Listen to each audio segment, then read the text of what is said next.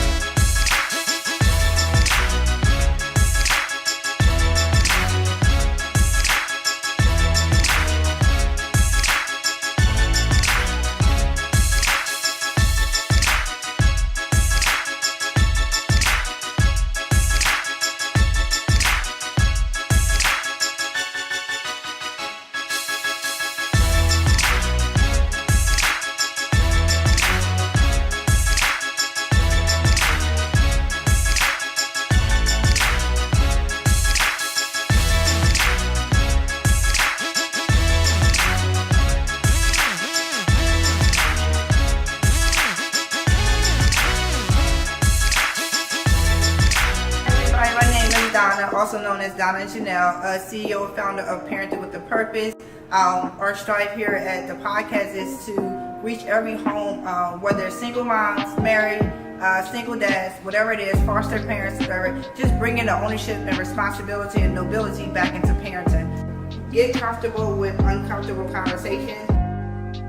All parents need some help and guidance, and I'm just here to be a guide.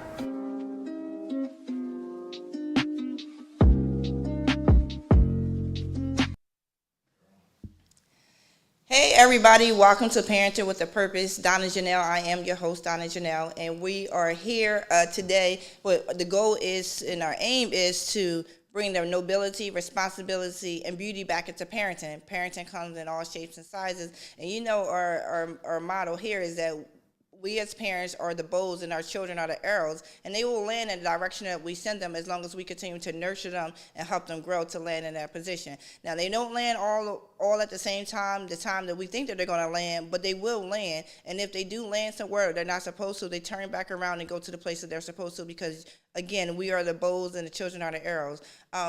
As you know, we're here every week at 7 p.m. and we have live discussions, engaged in conversations, different conversations for every household. Parenting comes in all shapes and sizes. It comes in different genders. You know, parenting is what we do. So last week, you know, we had Tamara Lowley and her young, well, actually, they're not young men anymore. They're a little older now. And they were having a discussion about what is it like raising Byron, who was diagnosed with Down syndrome. Byron is, I think she said, will be 41 in a couple of weeks. So it was good for having Tamara back again on the show just to give her some insight about what it's like navigating through the system with a child that's quote-unquote special needs. One of the things that she brought out last week and that you guys have been texting me and messaging me about is like, how do we begin to make a will or even have estate plans for our children who are dealing with special needs, because there's different rules and laws and legislation in regards to what we can actually leave to our children. So with that being said, we're going to end up having a workshop for most parents to be able to estate plan. I think it's important that we do it while we're alive, alert, and well, and in our right mind before anything happens to our children. So that's one thing that we're going to be bringing with Parenting with a Purpose. Another thing I'm going to talk about real quick before we get into our guests, we know the summertime's coming up. And we know the summertime, a lot of things happen. You know, kids are no longer in school. They're not being watched, you know, the 8 hours a day. And parents are working. Most parents are working parents, so their children are out and about in the community. We know in the summertime, a lot of things, bad things happen to children. So what I want you guys to do is just think about, consider as we are in May, school lets out in June, think about what kind of camps you're going to put your children in, who's going to be watching your children in the summertime, not even just camps, or what type of interns maybe they can get, internships they can go into. Start researching what you want to do for your children over the summertime now. And then also, there's so many free camps, free internships. There's a lot of free information that's going around. I can't name them all, but I did see a couple things just on Facebook through the community of Chester, through Delaware. There's a lot of free things for our children to do, because the goal, again, is to make sure that we're pouring into our children, that they're not just left up to their own devices. I think it's a shame that sometimes we send our children out here butt naked and nothing to clothe them, and we expect them to be able to fend for themselves while we're at work or while we're at school or while we're handling our duties for our own self. Sometimes we neglect our children and the needs that has to be taken care of. So I just want to put that bug in your ear. When I come on it next week, I will have some information on some different camps, some different internships, and just even educational places. I seen where you can send your child away for maybe like 7 to 14 days for just like an internship. Now, they may not get no money, but they'll get so much knowledge and they can bring back to the home and to the community. Again, our goal is to build up our children, and it comes in all different ways, shapes, and sizes of how we're going to build our children, because every children is unique and special, right? So next week, I will be with some information to give you some strategic details of how exactly we can have our children being involved, so that we don't have to hear somebody was shot, somebody was beat up, or somebody, again, because the violence in the youth right now is not just regular violence. When I grew up, the violence was you were fighting with your fists. Right now, these kids, I had a conversation with a mom. The young girl was 14, and she was fighting. And apparently nowadays, they spray mace on their hands, and they fight with mace in their hands. I ain't never in my life heard nothing like that, and I'm about to be 43, but apparently that's the new thing these days, is putting, instead of, you don't have a gun or a knife, but you can mace your hands up and possibly cause somebody to be blind. So just some things that's going on out here with the youth, and I just want to make sure we as parents, that we are alert and that we understand what's going on and that we be proactive for our kids, right? All right, so thank you guys for that. I'm going to bring more information next week. Today, my guest today is Tiffany Cannon. Hey, Tiffany. Hey, where am I looking? Where am I looking? You're looking right there. Say hi. Say hi. So today I wanted to talk to Tiffany about her journey to motherhood. As you know, mothers come in all shapes and sizes. Not all mothers give birth to become a mother. Not all mothers maybe even adopt a kid. They may be guardian. They may be a relative. It's the nurturing part is what makes you a mother.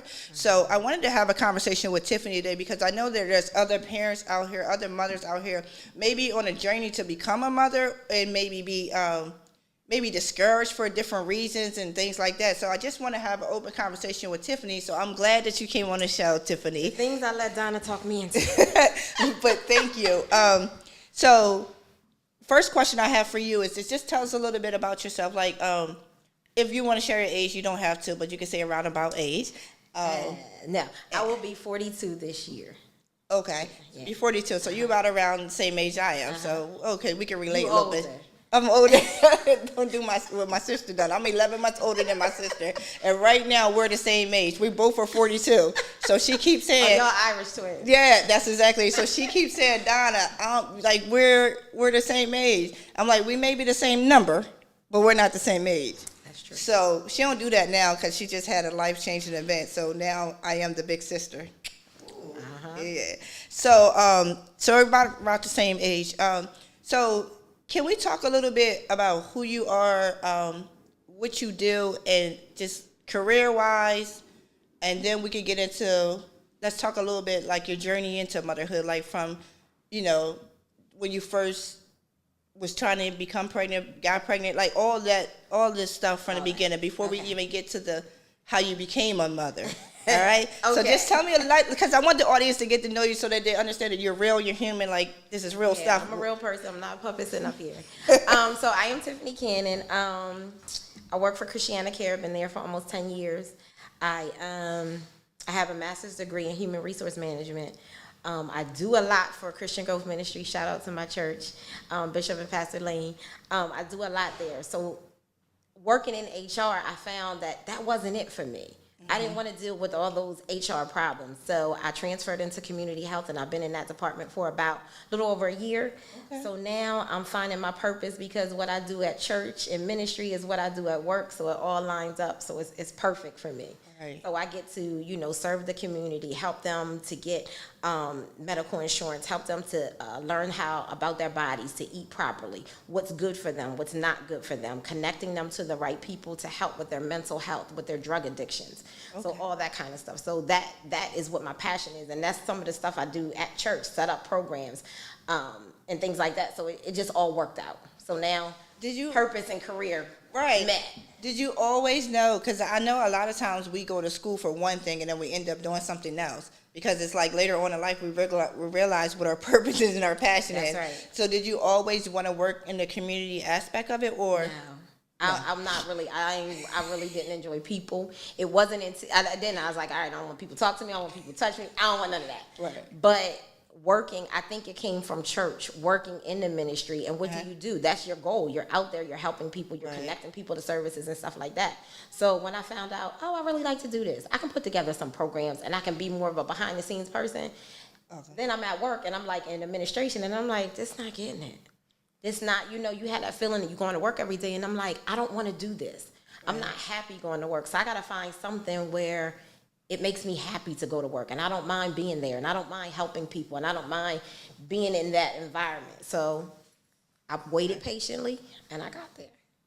Okay. I think that's so important to know, like, if something's not working for you, like it's not a fit. Like, yeah, I have the education behind it. I thought this is kind of what I want to do, but I've been in it for a while, and I feel like I'm not fulfilled.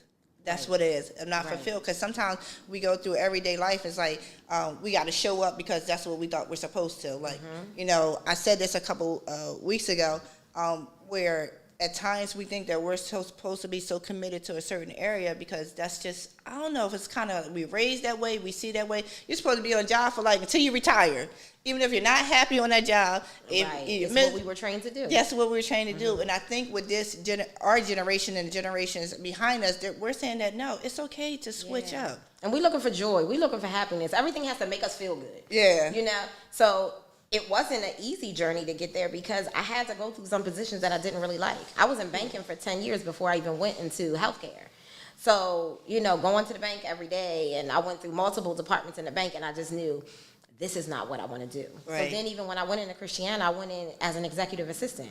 That's not what I wanted to do, but I knew I had to get my foot in the door. Right. So I worked and I did that job and I did it well because I wanted to be recognized. And then I just joined committees and things like that, and I connected with other people to get to where I wanted to be. And then it was so funny because in this position that I'm in now, I did not even have to post for this position. Somebody in another department saw the work that I did. He called me up. He said, "You want a job?" I said, "Absolutely." He said, "Send me your resume." I sent a resume. 6 weeks later, I was in a position. I think that's so awesome because, as you know, we've been talking about stewardship, right? And taking care of somebody else's we're managers, right? Stewardship, we're managers. So taking care of somebody entrusted a job to us, this position to us, and how we do in that position lets that person know, or anybody else around looking, okay, this person may be better at this job, or I like how they handle their business here, so I think they're going to be a good fit for me. And I think that's just about a lifestyle, because you can't fake it for so long, right? So and you funny you said that, because when he called me, when that director called me, he asked me, he said, you happy in your position?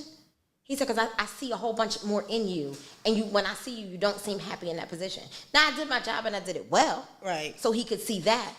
But I guess you didn't see the joy in me doing that position. So for him to recognize that in me, he had to know that I was a good steward of, or the current position the previous position I was in, to even want me to come to his department. Yeah.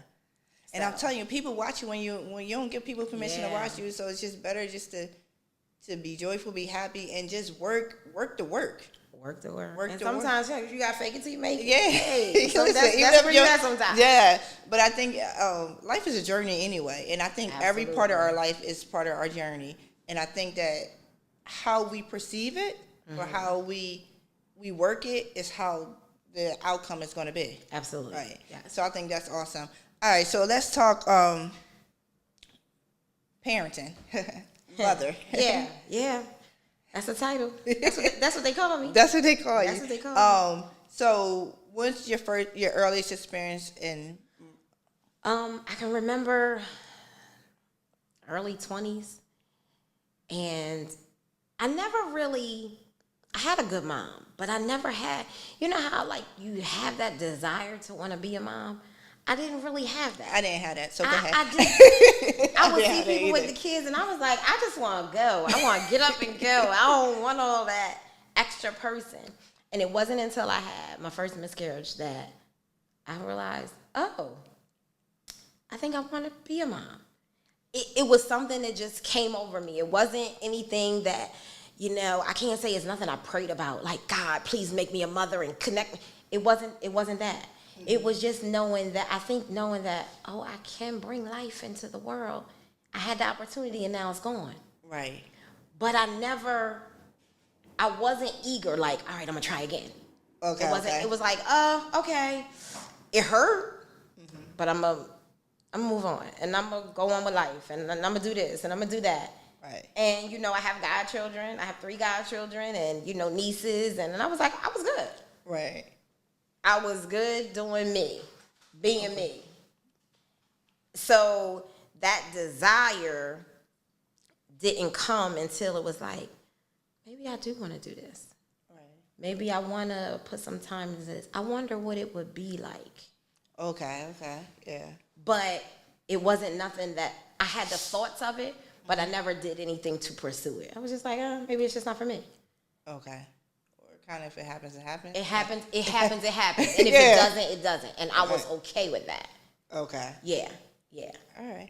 And then when did you, so if it happens, okay with that. Is there ever a time where you tried to came to a point? I did, but this was after I became a mom. It's kind of weird because I became a mom the unconventional way.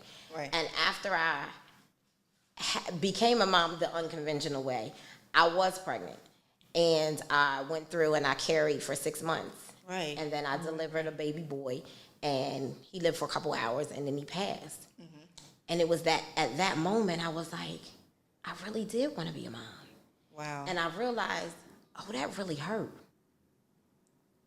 But then I think I poured myself into God and just let him heal my heart. Because I wanted that. Then I started questioning myself. I had a miscarriage before. Now I had a baby and the baby died. Right. What's wrong with me? We're put here to make babies and push babies out. What's wrong? What's wrong with me? Not realizing the way God has set up, because I had a 1-year-old at home. Right. I think, did you find it interesting that prior to you having Ava, that, so you had 1 miscarriage prior to, right? And then you had Ava, and then you get pregnant, and then the baby dies. Were you like, wait a minute, hold up, God. What you doing? Hold up, there was a whole gap from my miscarriage to Ava, right? Right. I mean, years span. And you do this, wait, what's going on? And then a year after I have Ava, then I'm pregnant. And I'm like, God, what you doing? Right. And then I'm like, I'm preparing myself now for 2 children. All right, I'm going to have to do this. Right. And then that didn't happen. But then I felt like, what's wrong with me?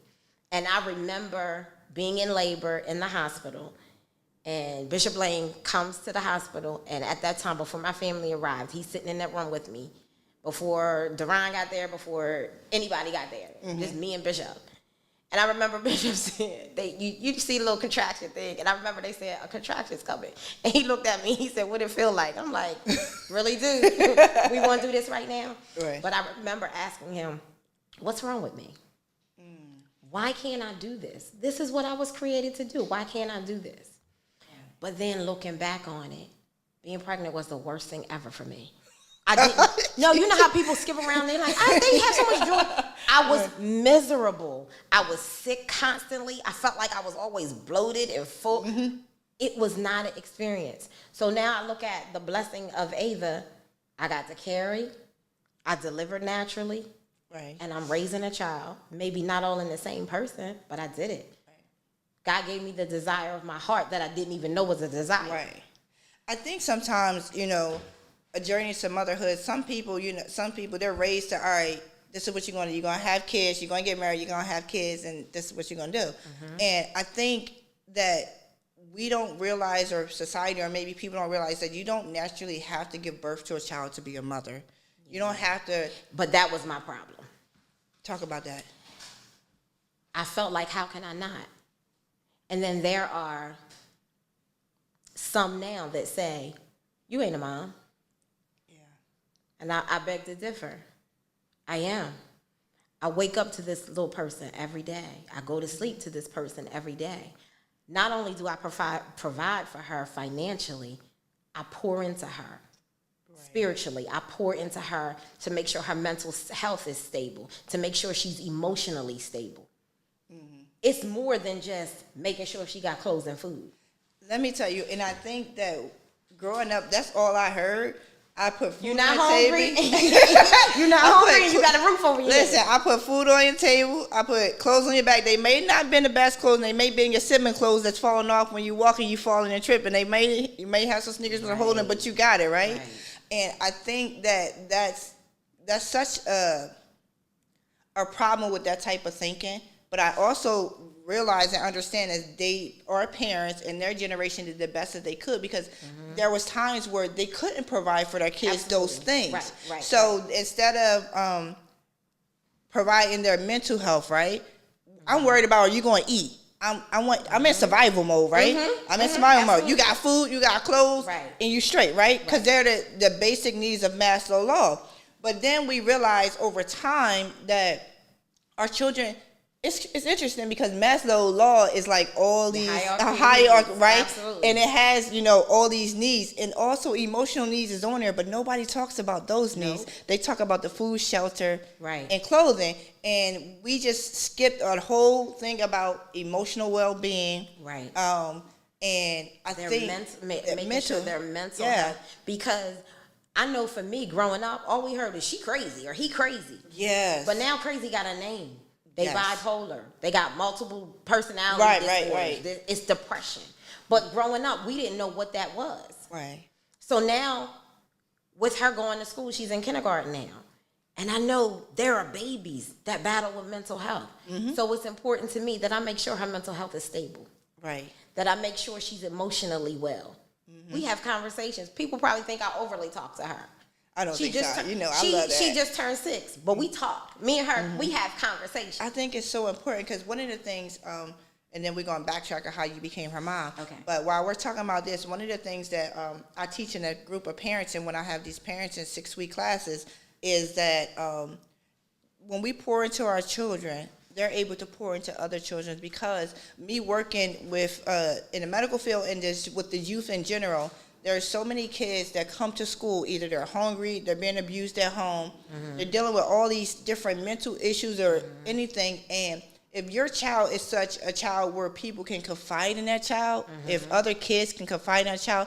I remember, during COVID, a lot of times for kids who were being abused or anything like that, the school was able to pick that up, right? Their friends was able to pick that up. They come home, Mom, such and such is dealing with this, or my kids, can I pack this for extra lunch because such and such don't eat, or stuff like that. They're looking out for each other, and we're able to fight off a lot of, or save a lot of children from the suffering that they were dealing with at home for parents who just didn't have the tools to provide for them. And I'm not saying they're good parents and they're bad parents. What I'm saying is they lack the tools to provide for their children properly. Sometimes life happens. Yeah. So if our children is not in the position of being a good person, being kind-hearted, compassionate, if we're not pouring that into our children, how can another child go to our child and just pour their heart out? Funny you said that, and then we can backtrack. The other day, Ava's entire school gets free lunch. So in order for them to buy snacks, you put money on their account. So since she's getting free lunch, I just put money on her account, a couple dollars, put it on there so she can get a little snack at lunch, ice cream bar, something like that. So I normally put about $10 on there. Snacks is 50 cents, so that $10 should last you 2 weeks. Right. I said, Ava, 1 snack a day. So I put $10 on there. So she comes home the other day, Tuesday, and she says, Mom, I don't have no more money on my account. Ava, I just put $10 in there.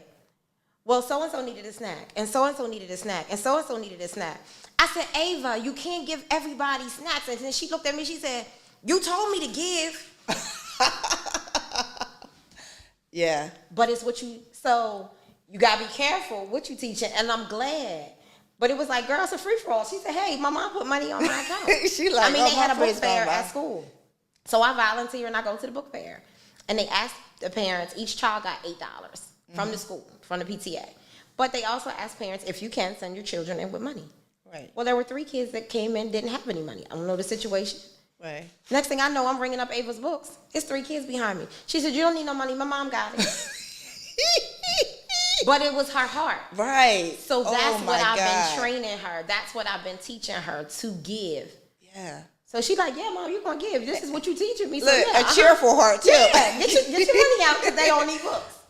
I think that is so important because, again, we're teaching our children how to be compassionate, be caring, Yeah. being loving. Like you, my friends, you listen, I'm riding, you riding too. I You got- know, I got you. I got you. I'm like, can we have a little sidebar about yeah, how can many you talk? friends Can we talk? Can we set a budget? Listen, one day, Donna, even at 15, and she just turned 15, and you know, we cook dinner or whatever. She getting containers ready and everything. I'm like, what's going on? Meal prepping? What are we doing? For people at school, oh, I need to give such and such. I'm going to provide lunch. And I'm like, I can't even get mad at that because, again, It's what we I teach think them. our children are placed in certain positions for a reason, just like we are, right? So I think for them to be able to be available Right.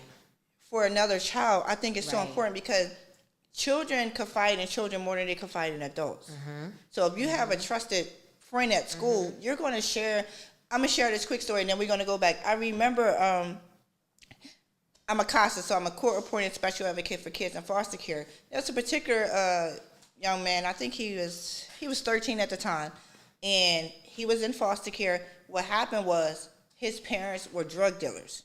His mom and his dad were drug dealers, right? This boy had to sell drugs at such an Wow. early age. He said he started early as he remember. He was like 5, running brick, right? So he was doing it in years and years and years. You know, he would have to get home from school. He really couldn't play with his friends because he had to go do all this stuff. And he said the way that he got out of that and ended up in foster care is because he was so mad it just kept happening to do things that he felt in his heart wasn't right. Wasn't right. He told his best friend finally of why he's not allowed to play with him and why he had to do all these different things. And his best friend told his mother. And then the whole house got raided, you know, Right, from right, there. right. So the kid ended up in foster care. And because he was taken away from his family, he was put in foster care. His family was in Virginia. His other part of the family was in Virginia. So his dad's family was in Virginia. So he moved down there with his dad's family, right? Now remember, it reminded me of the movie American Gangster, come to think about it. Because now that he got out of that situation. The state pulled him out, right? But then the state found a family member in Virginia. That I don't know what kind of checks they ran on that family, but apparently the family was still selling drugs. It was all in the family. So when he went down there to Virginia, right, he got abused and beat up because he told about his parents. Right. So then he got back up to Delaware, and this is how I ended up knowing the story because I had to represent him. But it was just so interesting because he doesn't regret telling his friend. He said, listen, I've been through so much, but I'm glad I ain't got to sell drugs. But he wanted something different. He wanted something better. Yeah. So I said all that to say is that we have to nurture and put our children in a position to be able to help, even at such a young age. You know, I don't believe in the whole thing of, when they get older, they're going to be a leader. No, they could be a leader. Yeah, you're teaching them 'cause now. You're teaching them now how to be a Because leader. they potentially saved that young boy's life. Right. So I think that we, as parents, got to understand it's beyond just what we're putting into our kids. Absolutely. Are they going to be productive? Are they going to edify society? Are they going to... That part. You know? I had a teacher, a conference with Ava's teacher, and one of the things that stood out to me is she talked about how she loved learning, but then she said one thing I admire about her. She said she's a good friend. She's caring. She's compassionate. Yeah.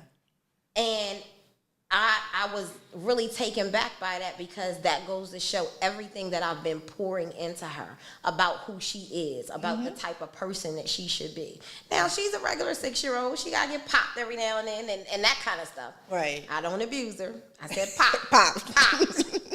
But, you know, for her teacher to be able to say that and for her teacher to give me compliments That really blew my mind. I was like, wow. Wow. Right. Because sometimes as parents, or at least as mothers, we can speak as mothers, sometimes you wonder if they're really getting it. Like, and wonder, am I doing this right? Or am I really screwing this baby up? Because you got your own stuff. Right. So am I raising her to be the best that she can be? Right. And I know I second guess myself a lot. Like, I shouldn't have said that. Should I have told her that? Right. Should we be talking about this at her age? Yeah. But to know that somebody else that can, I didn't know teachers read the children's files. And they said because they interact with the child every day, they have to know a little bit about their home life. And one of the things she said, and it really did my heart good, is when she said, had I not read Ava's file, I would have never known you were not her biological mother. The way she talks about you, the way she interacts with you and says she can't wait to share with her mom when she gets home. She said, I would have never known. And that's when she said, I want to compliment you on the way you are raising her. She says she's emotionally stable. And she says she runs into children that are not raised by their biological parents. And sometimes they're with their grandmothers or aunts or uncles or cousins. And they're not stable mentally and emotionally. Right. She said, this little girl is so stable. And I'm telling you, I almost walked out of there in tears because I'm about to be in tears. I'm like, wait, when I read your post, I was crying. So I was, and then all the compliments that came. And I wasn't doing it for compliments. I was just really blown away to know I've been second guessing myself all this time, and I am doing something right. Right. I'm raising, in Pastor Walker's words, a successful hero. Yes. I'm raising that's going to be a good mother. That's going to be a great leader. Right. That is a great leader. Yeah, she's leading. Because she's leading even at 6 years old now. Right. So let's backtrack a little bit because we done jumped all the way in. In. We 6 years in. Just so the audience can catch up with what we're saying here. So you have a daughter. Her name's Ava. Can you tell us a little bit about whatever you're comfortable with of how you became Ava's mother? Okay. December 2017. Well, actually November 2017. My first cousin. We were raised more like brother and sister. He got in some trouble, and at that time he had custody of Ava. At this time she was. I think at that time she was like 5 months or 6 months. And he got in some trouble and he went away. And at that time when he went away, he didn't know how long he was going to be there. Right. So him and I talked. Our village came together, which was his mom, because his mom and my mom are sisters. Okay. So his mom, my mom, his sister, my sister, my village, my pastors, my cousins, everybody, right. All hands on deck. Right. He sent me a letter and was like, I don't know how long I'm going to be here. I need you to take care of this. Right. And I'll never forget, December 8th, 2017, I walked into the court. It ain't family court. It's all one court there together now. Walked in there, 8:45 in the morning, filled out my papers. About 2 hours later, I got a call from the judge's office and said, your court date is December 19, 2017, 3 o'clock. I'm like, hello? Since when? I ain't never been in the court system, but they call you now? I thought they was going to mail me a piece of paper. December 19th at 2 or 3 o'clock, I went to court. Bishop Lane went with me. We sat in that courtroom. And I even told the judge, I said, thank you for seeing me. I said, I did not realize I was going to see you that soon. He said, when I got a 6-month-old that needs a home, it's urgent. Yeah. Wow. Walked out of there, granted me guardianship. 6 months old. 6 months old. It's just me. Living my best life. It's living your best life. Living my best life. Wow. Yep. So at that time, going back and forth to court, she was with her grandmother and her aunt. And they packed her up. I had called my cousin. She came over. She rearranged my house because I'm in a 1-bedroom apartment at this time. Oh, wow. Okay. The good thing is my bedroom was really, really big, so I can have my bed and stuff and then a crib. She came over, rearranged my house, made closet space, things like that. got a baby. Man. Let's go. Wow. It's go time. It's go time. It's go time. Wow. So what was your thought patterns and emotions or anything like? What the world is going on here? Baby, Pampers, milk. Where we going with this? Right. How this gonna work out? But I remember walking out the courtroom and looking at Bishop like, what did I sign up for? What is this? Right. But I remember Pastor saying, before I even signed the papers, why don't you take her? I told Pastor, mind your business. Mind your business. He's like, I'm living my best life. What you mean? I'm living my best life. Yeah. But I did what needed to be done. I was called on. I stepped in, and here we are. Wow. And don't get me wrong, it was a major transition. Mm-hmm. That was not easy. Because, again, I'm going from just me. Grab my keys, grab my purse, I'm out the door. Right.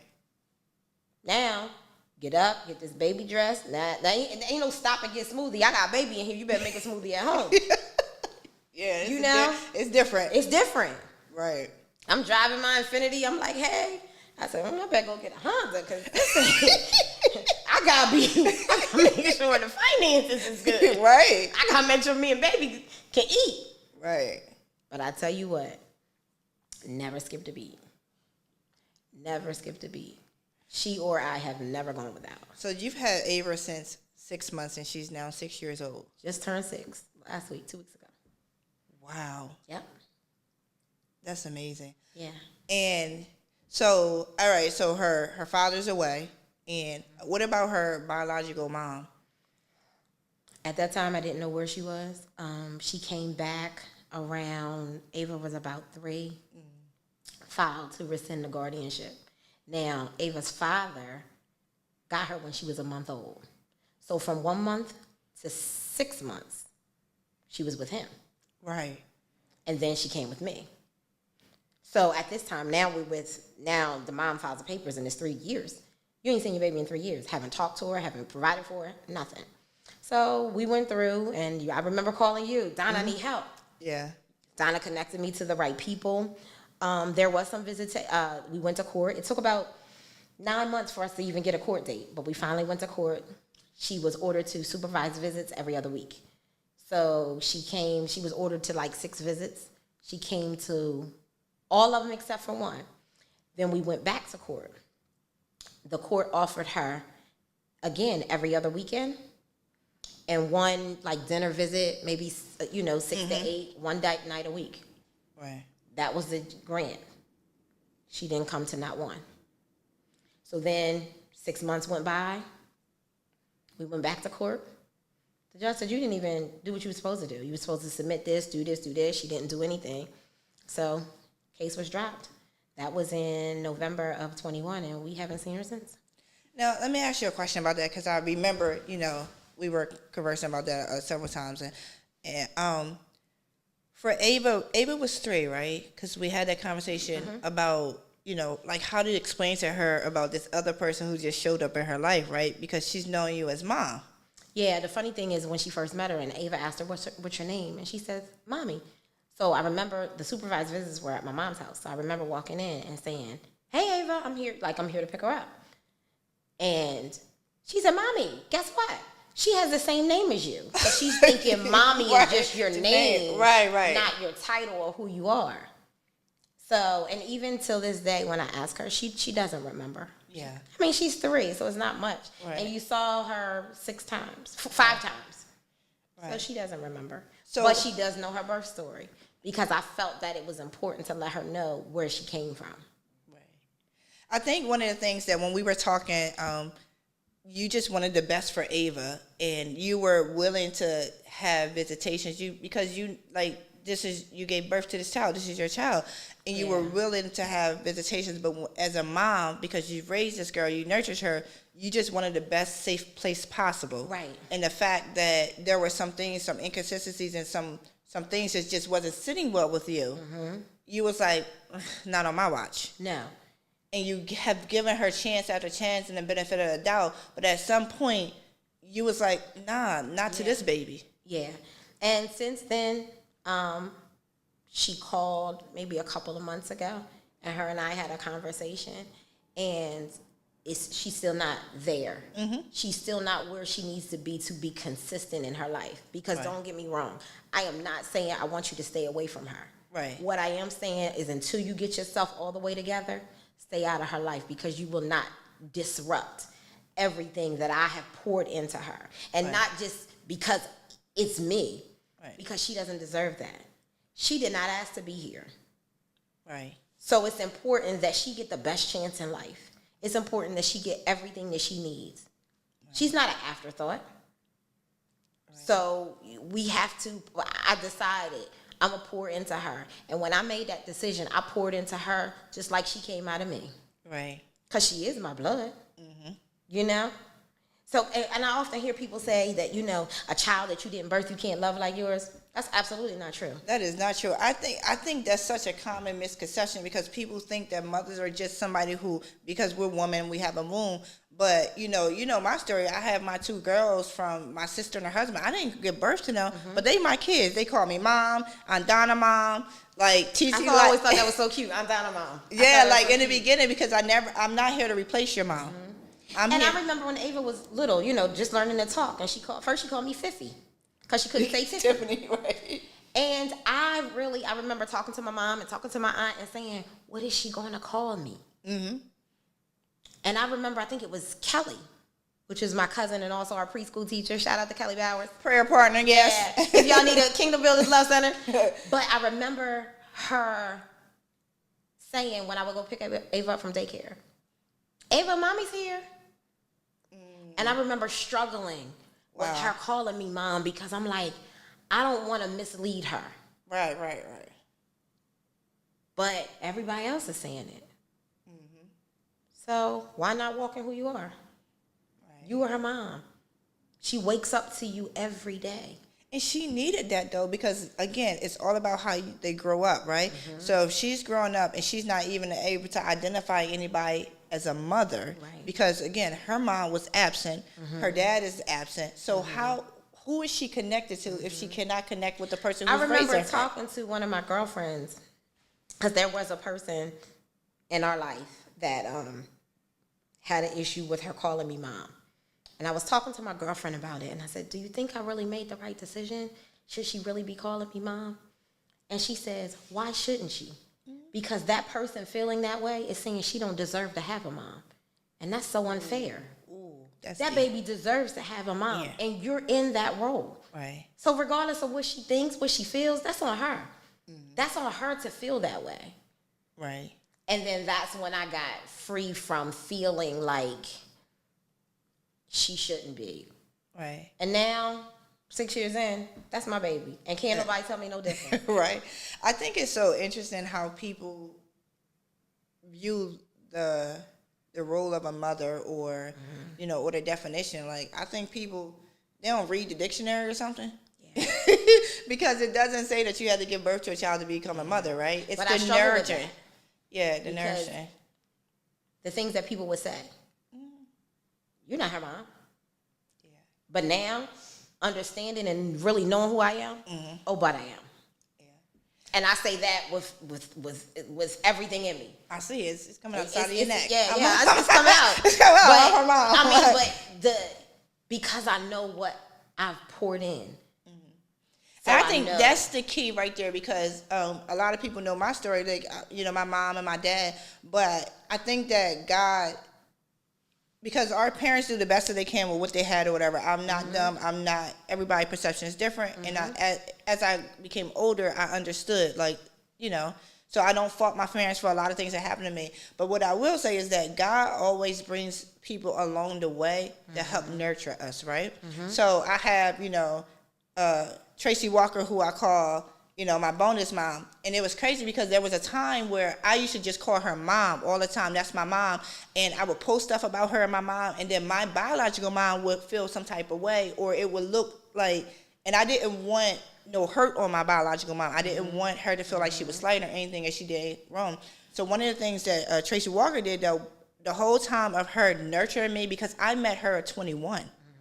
And I was she mothered you starting at 21. At 21, I was married. I had a kid, bought a house, started a career, and I didn't even know I still needed to be mothered.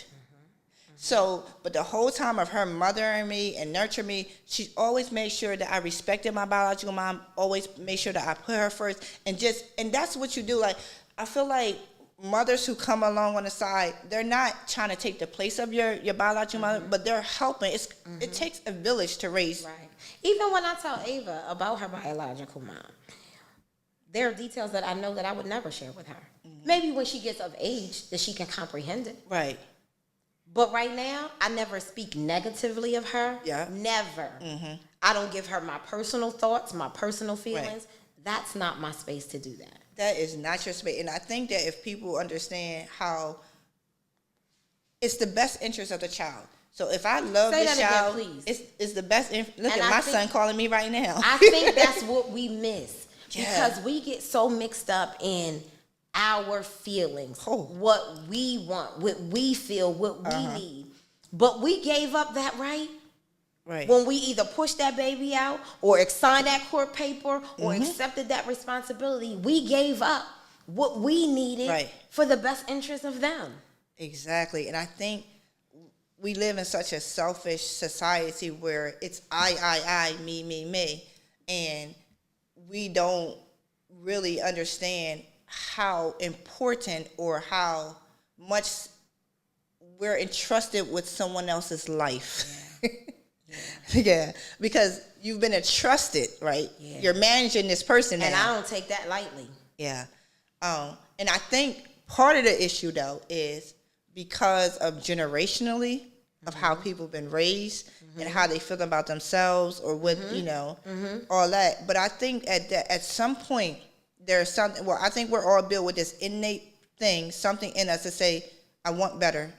I may not know how to do better, but there's something in me that want better. And I think, and it's something in us that tells us what's right or what's wrong. Yeah. Right? So even if you've been around so much chaos in your life, your parents didn't parent you, they might have dropped you or whatever, but there is something where I want different. And I think what happens is, because people don't know how to do things different, the cycle keeps going on and on. Continues. And somebody has to be the one to break it. Yeah. And I think that it's so important because mothers are teachers. Like, you learn everything at home. Before society even get to touch your kid, you are responsible, mothers and fathers, we are responsible to close our kids before they go out there. Right. But you know what? A lot of times as parents, we do that backwards because we think it's their teacher's job to teach them. We are their first teachers. Right. We are the first examples that they see. Even though the teacher might have them 8 hours a day. Right. Whether that be preschool, whether they're in grade school, but it's our example. And how I do, last night on our empowerment, you guys talked about check-ins. How I check in to make sure that I'm nurturing her properly, I watch her interact with her baby dolls. And she's the mommy. Okay. And what does she do? She mimics me. Yeah. So at any time that I see her do something that's a little off, I'm like, whoa. Right? Where'd she get that from?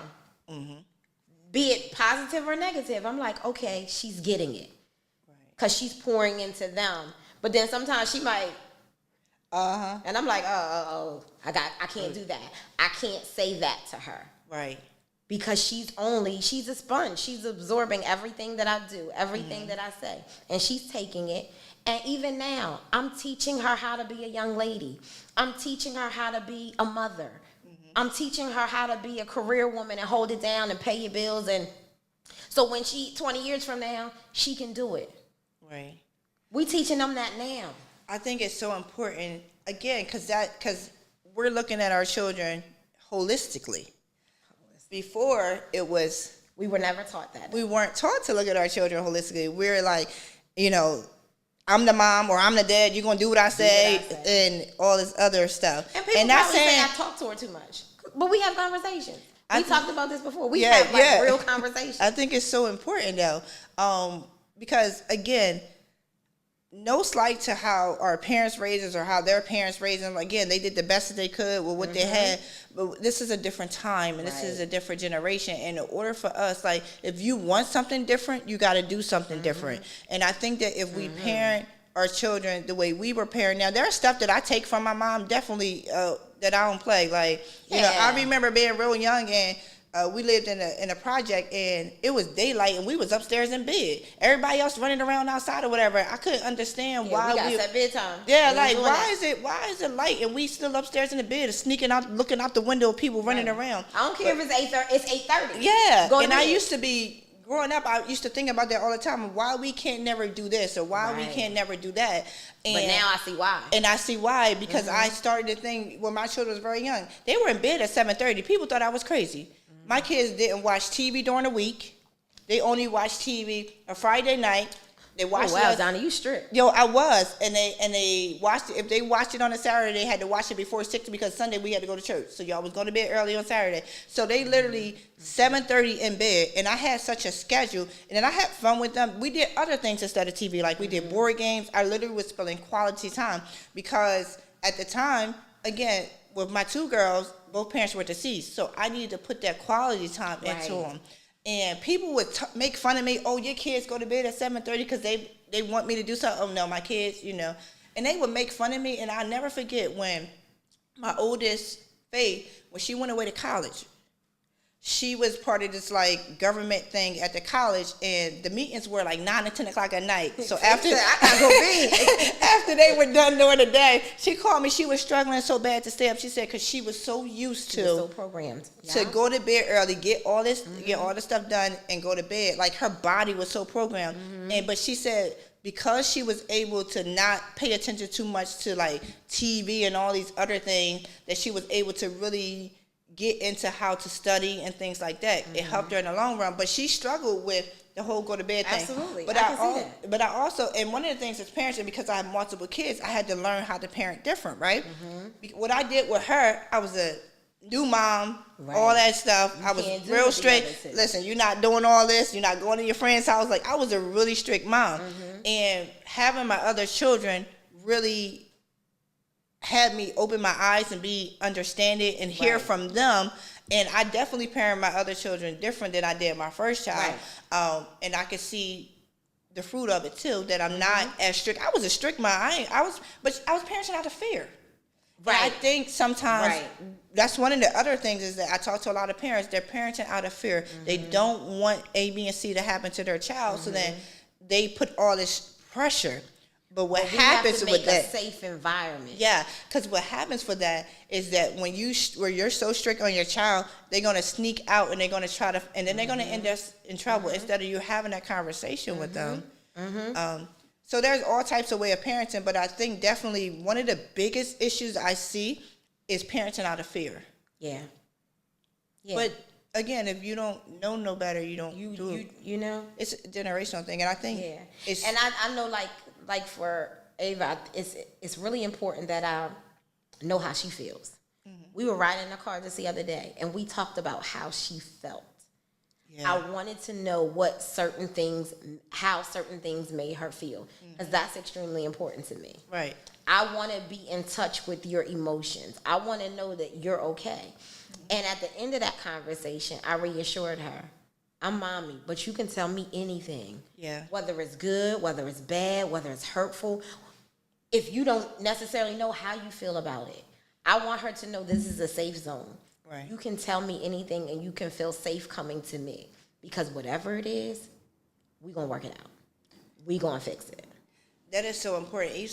I love the fact, and I'm telling you, I always tell you, like, just watching you raise Ava has just, because I'm such an advocate for children and parenting, and just watching that relationship, I think it's so important to start while they're young. Have that conversation. You matter. You matter. I have Ava say a confession, and she started doing it probably when she was about 2. And I wanted her to do something that's short that she can remember. But I still make her do it until this day and every morning. I am smart. I am beautiful. I am loved.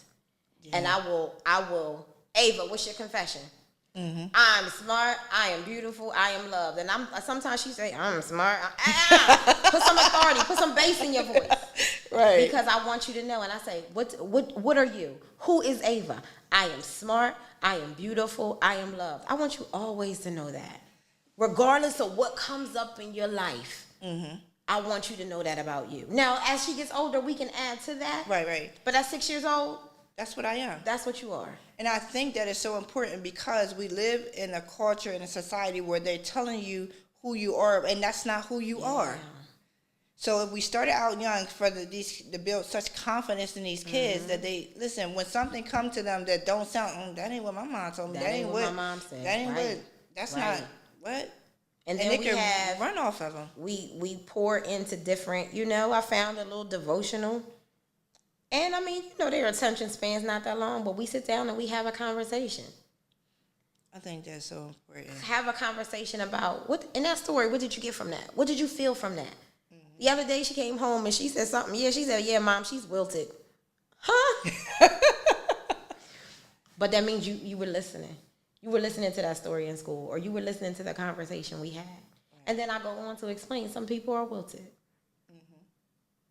But I want her to know the difference. Right. Because I need that to stand out. Do you feel wilted? Teach them. Yeah. Because I want her to be able to say, I ain't feeling it today. Right. So it's so, I love the fact that how you pour into Ava. And she's such a pleasant girl. Like, she's so sweet. Like, when I first got pretty much introduced to Ava, seeing her at church at first with her dad, and then you were always there, the family was always there, and then the transition, or the father, you had her, and I just see like how much you pour into her. Even when I went to her preschool, my friend is the owner of the preschool, and I would be in there, and she would just be so happy and so pleasant, and I'm going to tell you, it's so important to see that because there's so many kids, even at a young age, are not happy. They're not pleasant. Right. They're evil. They're mean. They're fighting and stuff like that. And that's because the way things were poured into them. So I think, again, I believe from the bottom of my heart that our children is going to change the lives of other children now. And it's so funny. Two things. This morning, I was talking to my mom on FaceTime. And she hear all this news. She said, what is she doing? So I turned the camera on, put her around. Ava dancing. She eating her breakfast. She dancing. She singing. She said, what? So I hang up from my mom. Ava's grandmother calls. She said, what's that noise? Ava, she's singing. I said, Auntie, every morning she wakes up singing and dancing. She said, wow, she's so happy. I said, every day. And so many people have said to me how much of a blessing she has been to them at their low moments. At, her sensitivity to know something's not right. I remember one night I was feeling some kind of way and I just cried. And she hugged me and she cried. And I was like, and then I had to tell her, I'm okay. Sometimes we just got to get that out. I'm okay. Right. But it scared her. And I remember her taking her little hand and putting it on my face. But when I'm putting her in the bed, and she said, Mommy, you sure you okay? But that made me okay. Right. To know that whatever I'm dealing with, it's cool. It's going to be all right. We gonna work it out. Her grandmother, her bonus grandmother, talks about how much of a blessing she is because of the type of family she's come from. She's never seen or wasn't experiencing the level of love. And she talks about how sensitive Ava is to other people's feelings. Right. And she says she's such a blessing. So to know that this baby has purpose. Right. And it's up to me to nurture that purpose in her.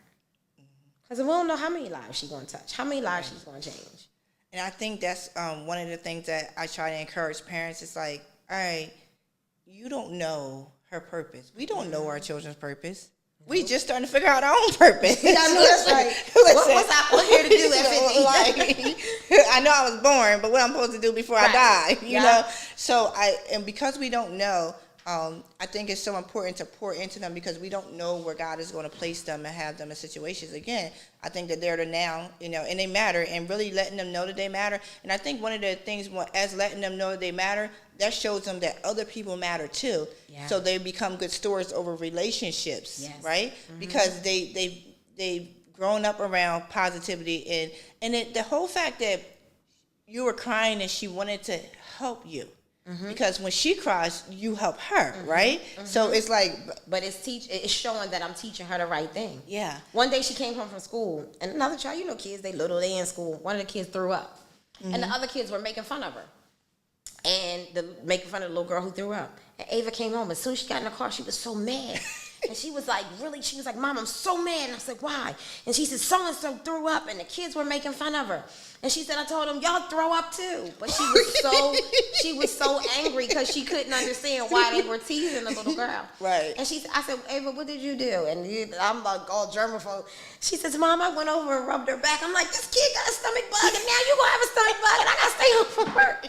But it was her heart. She really was like, I gotta help her. Yeah. Did she get the stomach bug? Yes, she did. But she felt, I gotta go help her. Because the kids are making fun of her. She just threw up. I'm gonna help her. So I realized, I was like, you know what? That she's a helper. It's what she does. She wanna make sure everybody okay. Right. And think about her story, how she came to you. Like, you helped her, right? Yeah. But she helped me. Right. And when I didn't even know that I needed help. I know we were talking prior to, we're about to close up soon, but we were talking prior to coming on live, and we were talking about how it's so amazing that how God has built you and prepared. You didn't even know you were being prepared, but He has built you to be there for Ava without your permission. Without you knowing, and not even understanding the plan. So even the time where you've had a miscarriage and just didn't even know that you really desired to be a mother, right? And it was in you, and you didn't even know. And He allowed this person come, and Ava was so small, she didn't know she needed your help.